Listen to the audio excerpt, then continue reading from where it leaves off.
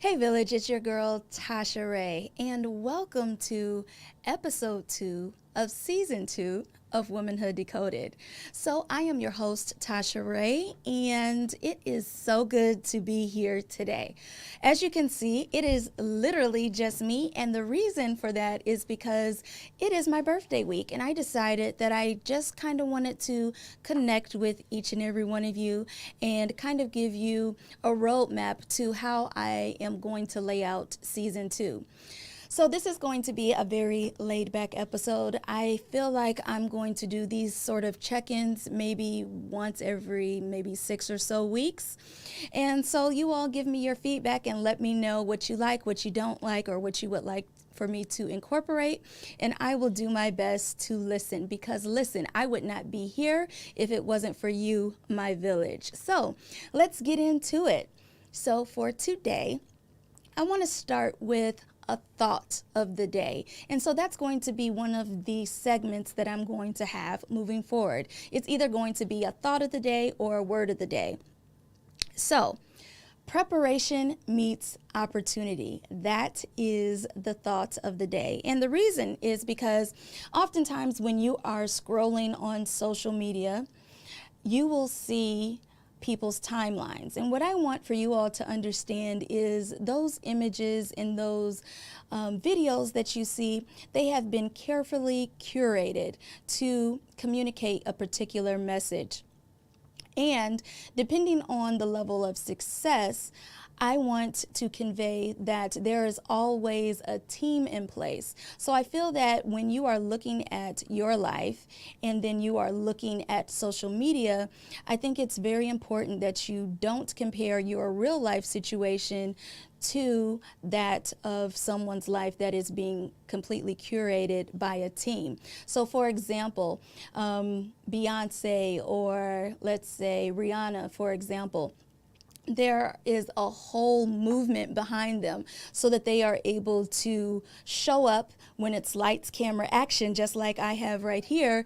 But unlike that situation, even though I have the lights, camera, and action, as far as the production of this episode goes, I'm doing it myself. So maybe that can give you a different sort of level of appreciation. Another thing that I wanted to talk about is the idea of perfectionism versus living a life of intention. And so, being that it is my birthday week, I wanted to sort of reflect. And so, I want to start with how I felt about going into the 40s and now how I feel about going into 41. Well, first of all, when I turned 40, I was feeling all of the things. I was feeling the social pressures of quote unquote boxes that I haven't checked. Obviously, the marriage box is something that I haven't checked. And outside of that, the professional and or the career aspirations and the educational boxes and the motherhood box are all check, check, check. But as it pertained to my relationship status, that is one that I had unchecked. And so going into my 40th birthday, I was kind of feeling not really a failure, but I wasn't feeling like I had lived up to the expectations of those in my community and or family. And I kind of felt like I had let them down. So that was how I was feeling going into 40. So now, going into 41 on Friday, August 9th, how I am feeling is I am feeling amazing. And the reason for that huge shift, I feel like is I don't know, maybe just experience and also being surrounded by very important people that have really shown up for me. Sometimes when you're just thinking about life, you might experience, quote unquote, fair weather friends or friends that are only there when things are going great or friends that are only there when you're able to provide some sort of benefit. But to be honest, I have been going through a lot as far as the storms and valleys of life. And prior to me launching season 2 of my podcast, I was kind of feeling like, well, maybe being that it's so late in the year, maybe I should just go ahead and wait till 2025. And then I was talking to one of my mentors, and she reminded me that it's just about starting and reconnecting with my audience. And she said, Tasha, you need to realize that it's not about you presenting this perfect package of who you are, because no one cares about the perfection of you. That's something that's only in your mind that you're worried about. But when it comes to people that genuinely connect with you, and when it comes to people that are genuinely interested in you and your success and all of those things, she said, you trying to convey this level of perfection isn't something that's even a thing. So I really appreciated those words. And then outside of that, my best friend, and then I have some very close first cousins that have really been there for me. But particularly shout out to Simone, my BFF. She has really been there for me, and in all of the ways, even in ways that I didn't even know that I needed. And then outside of that, my community has been Melanated Moms. So I have to give a huge shout out and thank you to Jay Wilson, who is the CEO and founder of Melanated Moms. And what she has done is she has literally opened so many doors for me in the fact that I was hired as an ambassador for the tri-state area here in New York City. And so in that position, I am able to educate, I am able to entertain and advocate for mothers and women, and particularly of color. And so it has just been amazing. I don't know if you all have been following me, but the membership at Melanated Moms is bomb.com. I know that may not be the terminology that the kids are using right now, but listen, I have been to Broadway. We got to see the Alicia Keys Broadway that was everything. And then we had Fun in the Beach Day. And then just recently, last weekend, the Monster Truck rally, and Isabella has just been having a ball, and just the community that is there that's provided by Melanated Moms, and the fact that she curates programming for both mothers and children, and then also for mothers, for us to be able to let down our hair, for us to be able to not forget about being a mother, but kind of just press the pause button. It has literally been everything. And then the other company that I work for, Sheconomy, which is a podcast platform, which is very similar to Spotify or Apple Podcast. The CEO and founder has been so supportive and has opened up so many doors as it pertains to just networking opportunities, speaking opportunities, and I cannot wait to see all of my podcast community coming up at Podcast Movement, and then various other functions, including the Congressional Black Caucus. What I am excited about specifically today is, if you didn't know, August is Black Business Month. And it's a national month. And if you don't know, basically here in America, there's 2 times when Black people are, in my opinion, celebrated. And one, as we all know, is February, Black History Month. And then we just now started to get some traction on Juneteenth, which is basically our replacement for the 4th of July. And then now, if you didn't know, there is the Black Business Month. And so that's August. And I feel like that's great because I am a small business owner. So what I did yesterday, when I tell you that it was a transformative experience, it was literally that. So yesterday I had the opportunity of attending an event at the community of Luminary. And Luminary, if you don't know, is a co-working space, and it is owned and operated by Kate. And it is a community for women that are striving to build their companies, build their brands, but to also have a community to exchange ideas, ask questions. And those of you who are on the entrepreneurial or the entrepreneurship journey, you know that it can oftentimes feel very lonely and very isolating, because we have been kind of programmed as Americans to go to work at a particular job and to stay there for a number of years and then to finally retire. But that is not at all how the pathway works when you are an entrepreneur. There's a lot of quote unquote false starts, and there's a lot of dips and valleys, but there's also a lot of peaks. And so one of the things that was just amazing for me yesterday at the Black Business Month experience at Luminary was the pitch portion. And the pitch portion was Precious. She was one of the speakers, and her name is Precious Williams, and she has several books. She's been featured in Forbes and everywhere else on the internet. So just go to Google and type in Precious Williams and you'll be able to find all of her content. But what I learned about her is it's all about finding your authentic voice and then owning it, because no matter how many different people are in the space, there's only one you.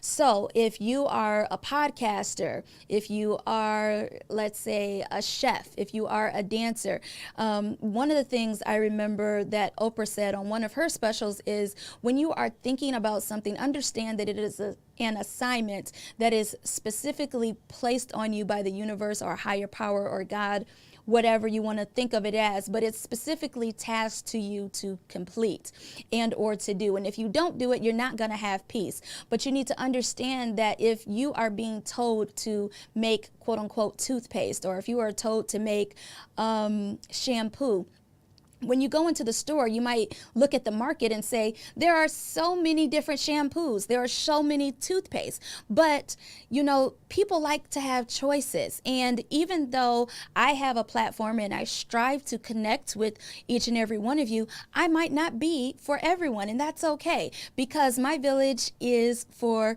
who decides to connect with me and vice versa. So the message that I'm trying to convey is that whatever it is that you are thinking about, working on, or strategizing about, just start, just do it. Because when you do that, you can improve and you can start to build your foundation from there, and you're only going to get better.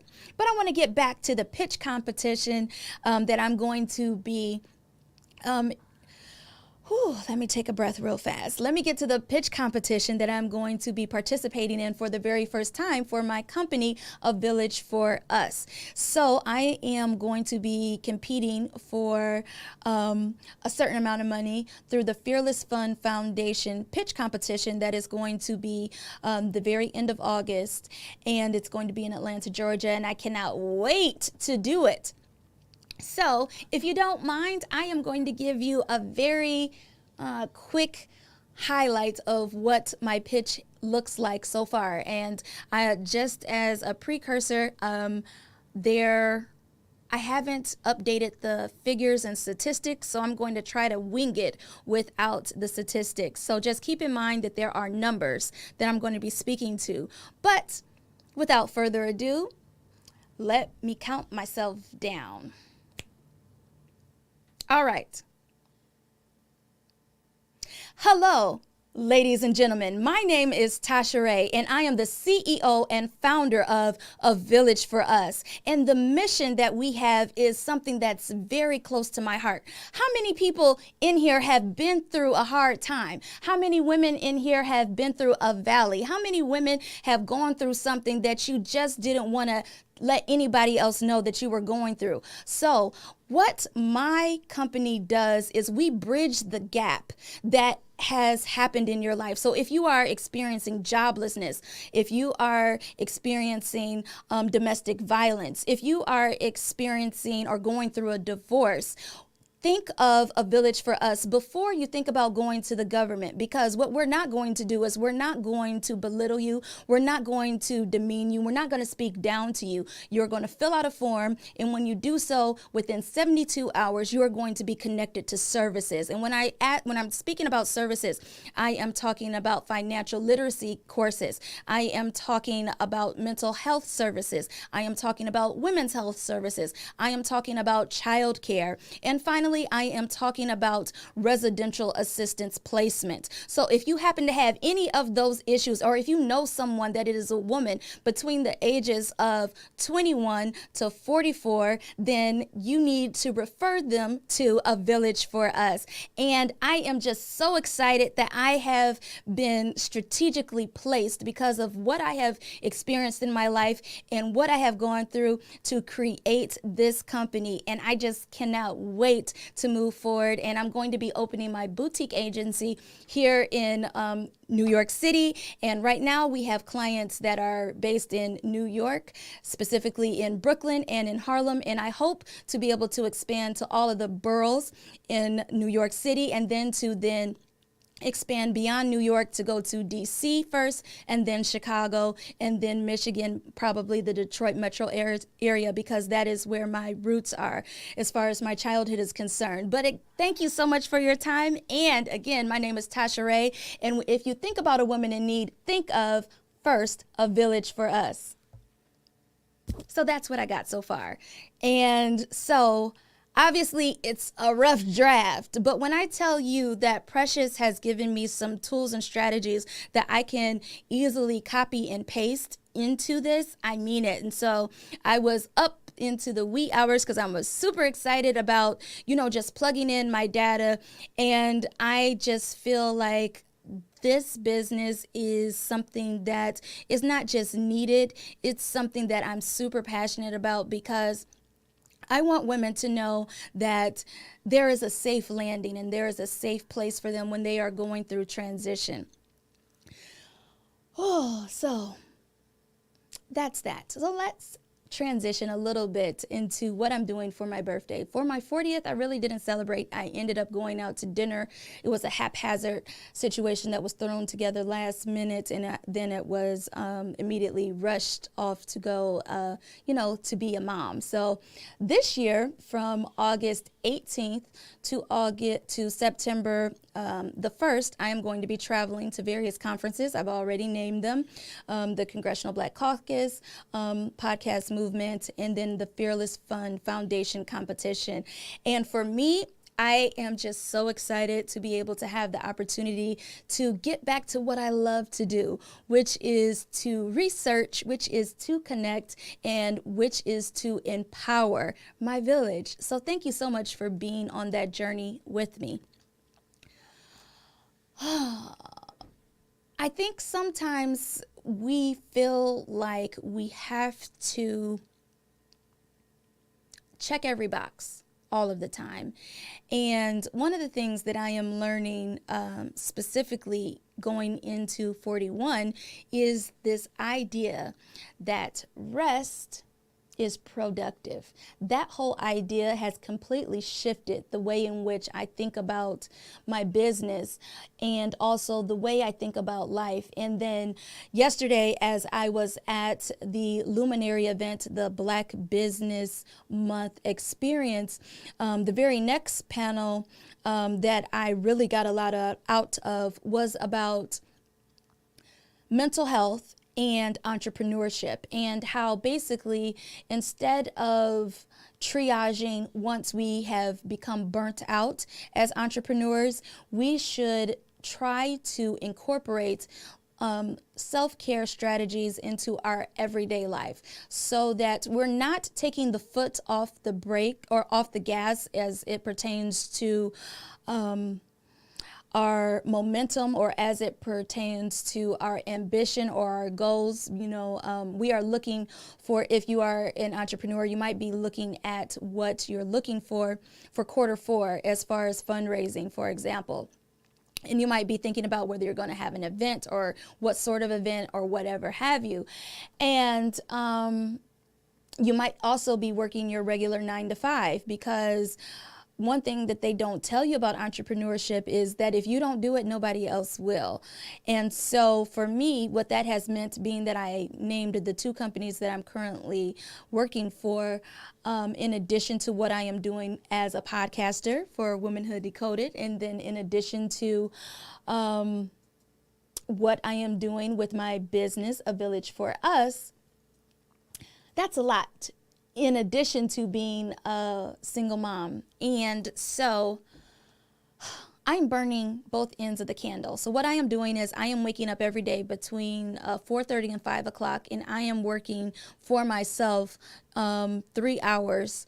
And the reason I'm doing that is because if I can work 8 hours or 10 hours for combined for the companies that I work for, then I should at least be able to work 3 to 5 hours for myself. And that's something that I have been doing for the last year. And to say that I am exhausted is an understatement, but I just feel like I am finally getting traction.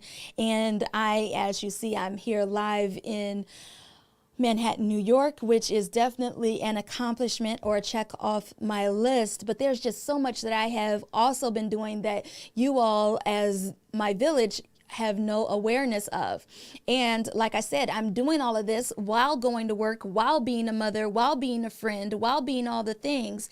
And so one of the things that she spoke about, or the women spoke about as far as on the panel when it came to mental health and us as Black women, is that we need to be intentional about how we incorporate strategies and tools, because some people might think, well, why does race matter when it comes to mental health? Well, first of all, mental health, if you are struggling with, let's say, depression, how a Black woman presents with depression and how a non-minority person presents with depression might look completely different. So in other words, we have become very good at masking how we feel so that we are able to fulfill whatever obligation, whether it is a professional obligation, a personal one, or one that's connected to faith.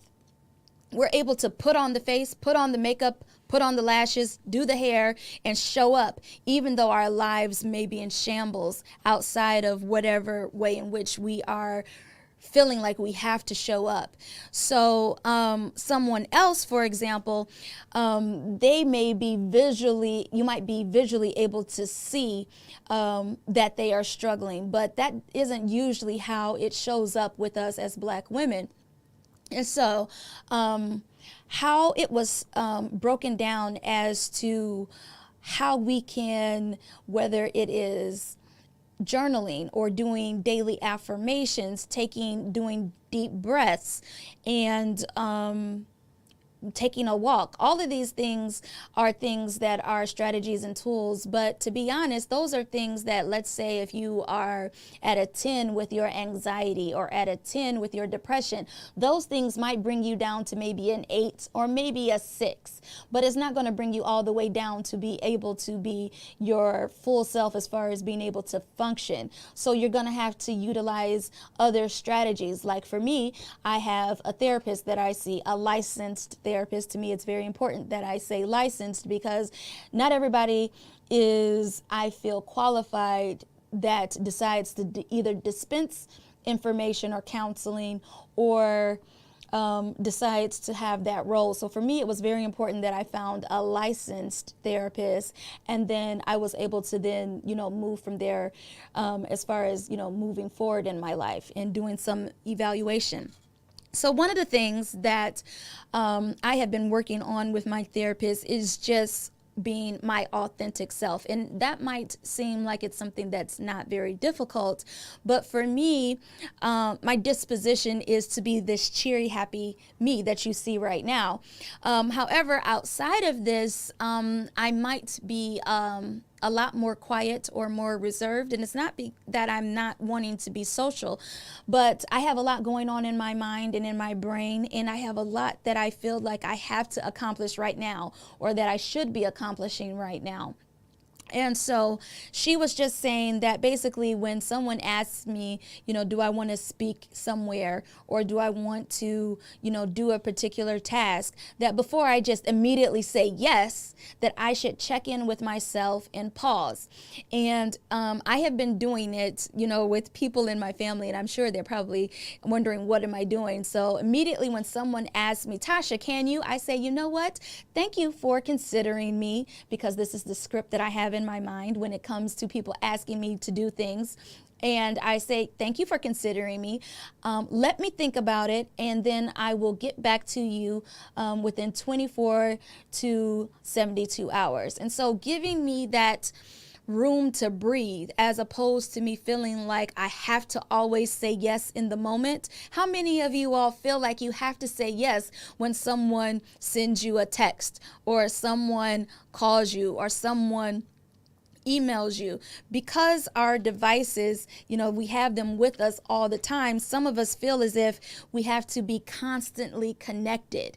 And I feel like that is just not healthy for functionality as far as, being able to be our best selves. And so for me, there are days that I don't check my social media at all. I have specific days that are that I utilize for posting for social media, and then there are days that I don't do anything at all. And the reason for that is I feel like I need to have a social media cleanse, because it can be a lot. And being that I am a podcaster and I am a Black content creator, obviously,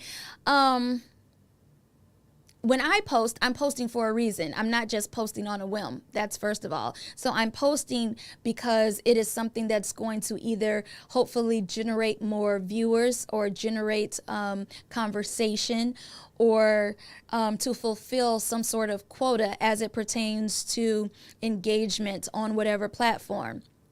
And so, I just want to encourage you to take time, if you are a person of color, to kind of look at your social media and realize that you can curate what you have on it. What you might have been interested in maybe 2 months ago or 6 months ago might be something that you're no longer interested in, because I feel like all of us are on an individual journey as it pertains to how we are choosing to move through life. I feel like all of us are evolving and growing, but I feel like obviously we're all doing so at different paces and different rates. And I feel that when we kind of turn down the volume on social media, we're able to, tap into ourselves, and whether you're tapping into a higher power or the ancestors or whoever it is, when you turn down social media, I feel like you're able to get back to the basics, and you're able to get back to what really matters, whether it's family for you, or whether it's traveling for you, or whatever it is for you, you're able to get back to it, because social media is very good at distracting us from whatever we should be focusing on, at least in my opinion, or at least with my personality. I am a very, if it's not obvious, I am very much a type A obsessive Leo. And when I say obsessive, I feel like, on obsessive compulsive.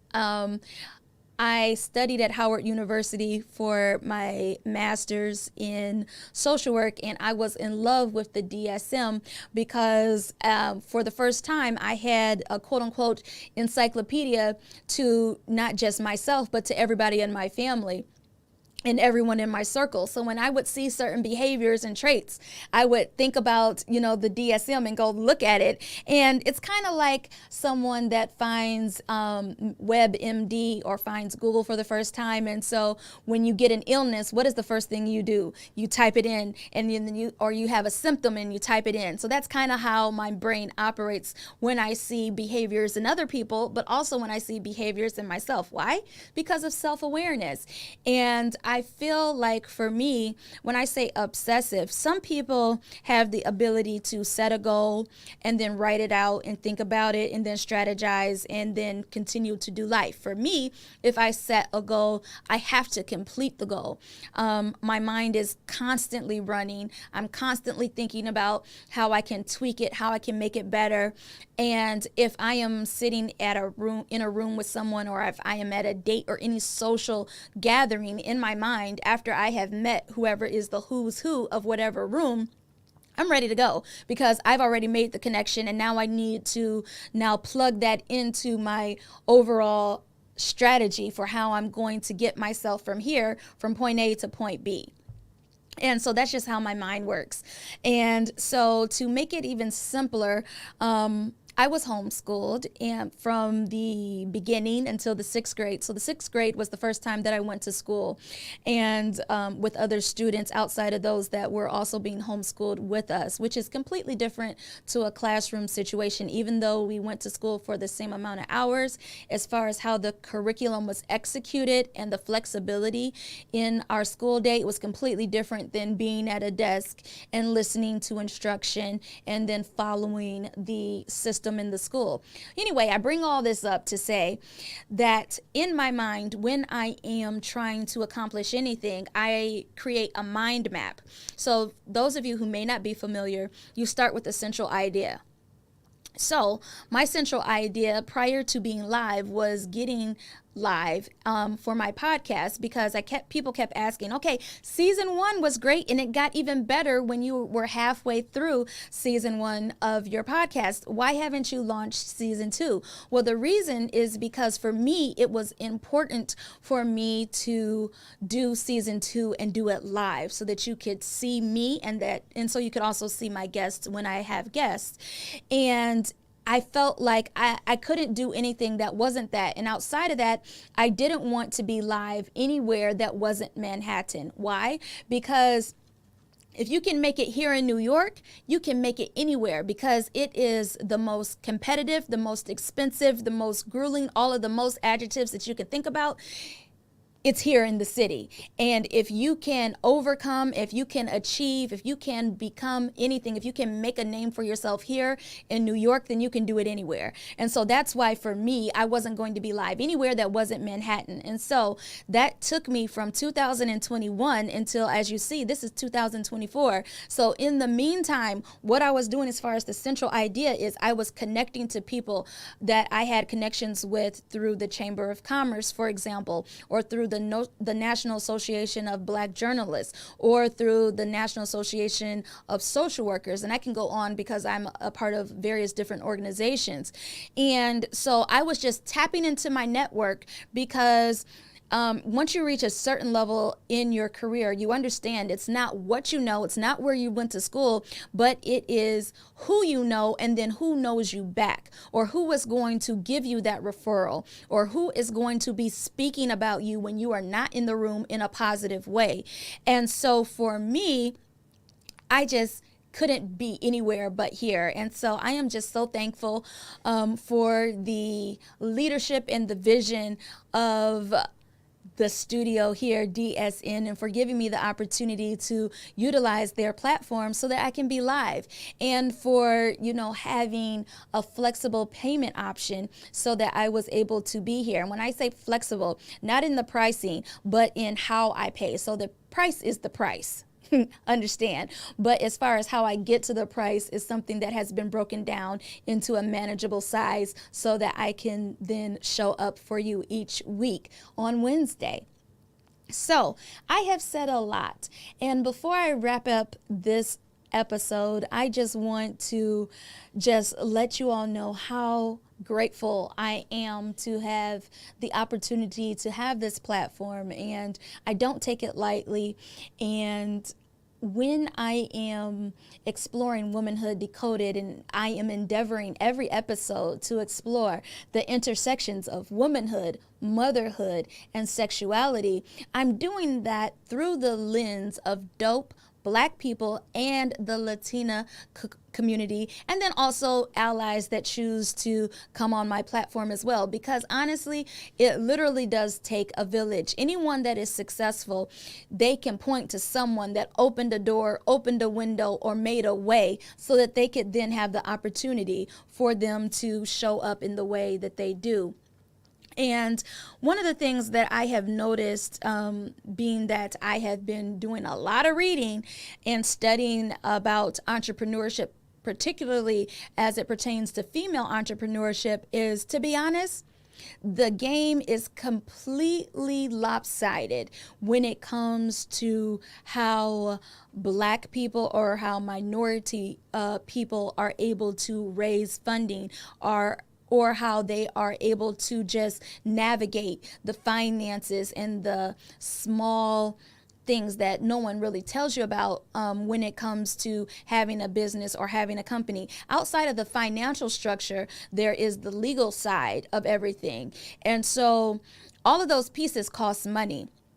And so when it comes to the funding pieces, what I found to be a little bit frustrating is in story after story of the women that I was reading in their stories about how they got to where they are, they always said, I was underprepared, I was undereducated, I was underqualified, but I just showed up with enthusiasm and I was given the opportunity. Now, y'all know when it comes to Black people or minority people, that is not our story, that is not our journey, that is not our testimony. We can be the best, the brightest, and all of the rest, and we will still be overlooked. So for us to be able to, the ones that you see that are successful, the ones that you see that have created a platform, understand that they have heard no multiple times, a plethora of times, over and over again, but they have still persevered. They have still decided to keep going. And so that's the message of today that I want to convey,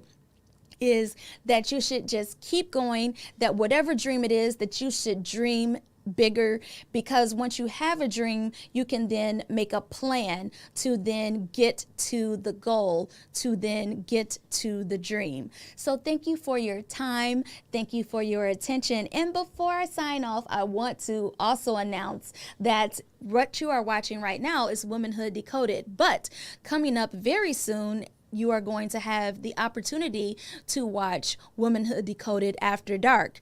And so in that series, that means that all the things that I cannot actually get into and speak about here during the daytime hours, I'll be able to do on Womanhood Decoded After Dark. So specifically as it pertains to sexuality, as it pertains to sexuality, and as it pertains to sexuality, we will be able to dive deep into that, specifically as it pertains to life here in New York, what single life looks like. And I am going to be taking you on some adventures and some tours as it pertains to some of the things that I have found to be of interest and some things that I think you might find interest in as well. So in order to get access to Womanhood Decoded After Dark, what you are going to have to do is you're going to have to subscribe to my Patreon. And there, all of the content you will be able to see at your leisure whenever you decide to, for a very small monthly fee. And why is that? Why do I have a fee? And why am I not giving it for free? Because I've earned the right to charge, first of all, so know your worth. And second of all, in order for me to have the wonderful guest and for me to continue showing up and doing all the things that I do, that requires money. And so your support is very much appreciated. And finally, I appreciate each and of you taking time to comment on my post on Facebook, Instagram, and all the rest. But honestly, those don't make any difference for me when it comes to getting sponsorships and when it comes to, just moving forward as far as building my podcast platform. But you know what does make a difference? Writing a review. So prior to recently, you could only write a review on Apple Podcast, but now you can do so on Spotify. So I am going to humbly ask that for my birthday, if you would yourself and then find one person that is your person, whether it is your best friend, your spouse, or whoever, if you can find one person and get both of you all to write a 5 to 7 words to say what you liked or didn't like or what you would like to see. That will dramatically help me move Womanhood Decoded Season 2 forward, because this is something that I want to continue to do. Hopefully, I will be able to move into Season 3, but I can only do that with your support. So please, for my birthday, go ahead and leave a comment on either Apple Podcast or on Spotify. So thank you for your time, your attention, and hopefully you will join me on next week's episode. So again, if you are coming in late, I am the host of Womanhood Decoded, and you have been listening to episode 2, which is a solo episode. And so thank you for joining us, and I'll see you all again next week. Bye-bye.